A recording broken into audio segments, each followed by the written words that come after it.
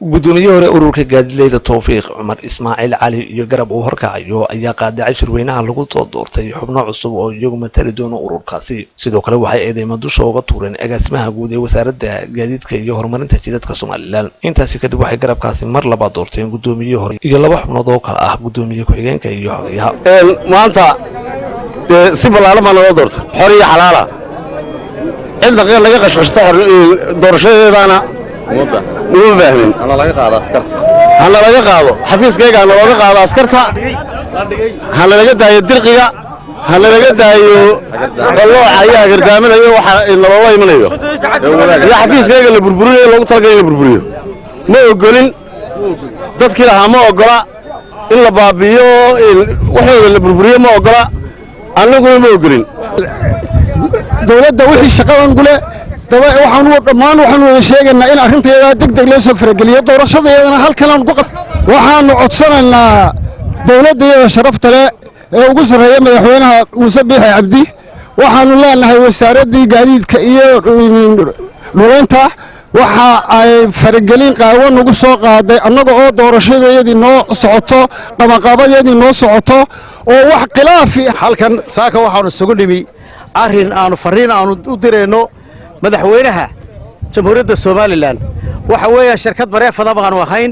gaadiidley baanu ahayn Tawfiiq bana la yiraahdaa waligeey anaga istooran jiray dawladdu lacag bay nagu qabtaa cashuur nagu baaqsato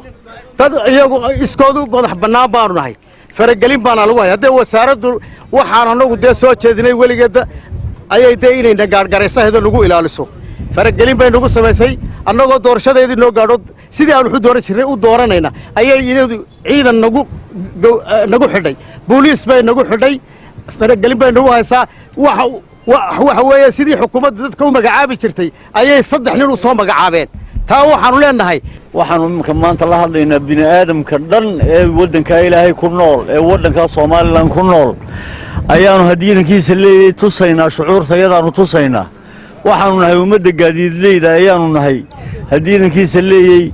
faragelin qaawan ayaanu anagu qabnaa waxaan ku sheegayaa dawladda dhameeyay dunida ka mas'uulahayd anagu bay nagu meeraysanaysaa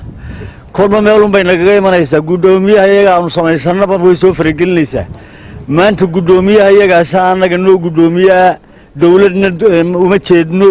waxay dawladdu nagu leedahay ku leedahay gaadiidka ha qaadato wixii faragelinaya kale aadiyo waxaanu halkan imika ku dooran doonaa gudoomiye ururka Tawfiiq gudoomiye ku-xigeenkii iyo xogayihii xubnihii baarlamaankuna iyagoo kooramkoodii oo dhami halkan ay taagan yihiin doorashadaasina si xalaal ah bay u dhacaysaa waxa kale oo jirta in agaasimahan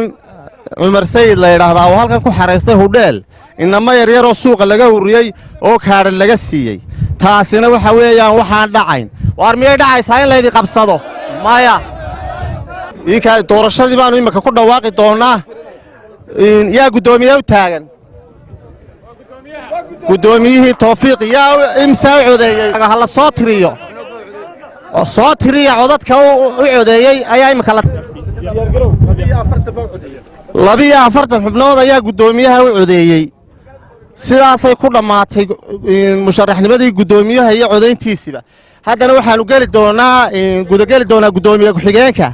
yaa u taagan gudoomiye ku-xigeenka ururka Tawfiiq محمد يا هذا عثمان أحمد وعد كلام شرحني ما يشرتها إمي ساو تاجي حتى قعدت هاو تاجان قدومي كحياك هذا khilaaf kan baan hadba hadheeyay iskaashatada Tawfiiq ayaan la saadaalin karnaa halka uu soo ligi doono waa Cabdirashiid Mubarak Cabdi Cabdirashiid Suul Som News TV Berbera